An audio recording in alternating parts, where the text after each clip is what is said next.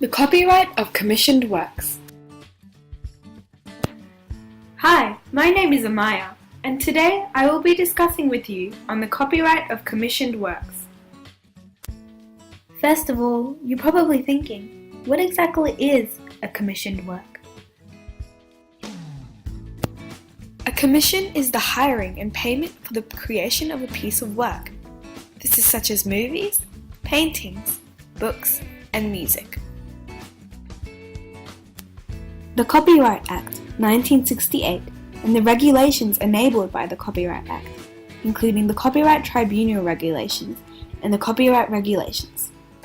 These regulations specify matters related to the operation of the Copyright Act. Copyright and commissioned works work a little bit differently. Julie here is a commissioned artist and she's concerned about her rights. In some instances, the person commissioning the work is the first copyright owner. However, if the person commissioning the work informs the artist of the purpose in which the art is required, the artist can legally restrain use of the work for any other purpose. It is important to note that not all commissioned works are owned by the copyright owner. Examples of this will be discussed. Sections 97 to 100 of the Copyright Act discusses subject matter other than works in which copyright subsists. This is such as in sound recordings, film, TV and sound broadcasts, and published editions of works.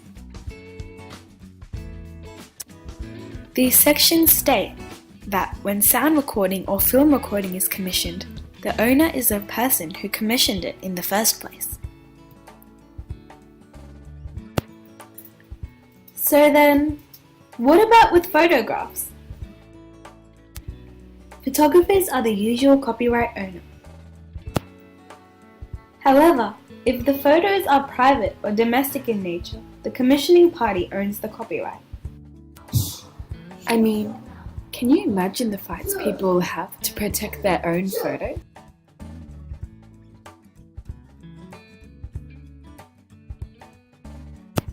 Furthermore, with photographs, the general position regarding ownership can be altered depending on the contract. This is how wedding photographers manage to acquire the rights to control wedding photos. Now let's have a look at the UK case Beck and Montana Constructions Proprietary Limited. In this case, an architect had reproduced another architect's plans to create their own plans for the proposed construction of a building. This case considered the issue of implied licenses and whether or not there had been an infringement of copyright. In the facts, there was no express agreement stating the architect would still own copyright of the design. Without an express agreement, the commissioning party owns the copyright. Furthermore, the architect had been paid and the designs had already been used for the originally intended purpose. Due to these reasons, the courts held that there was no copyright infringement. It is important to set an agreement or contract in place to avoid future conflicts such as what happened in this case.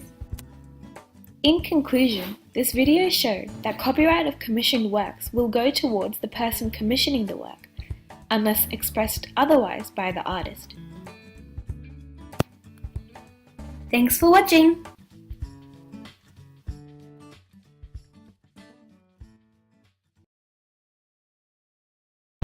Created using Powtoon.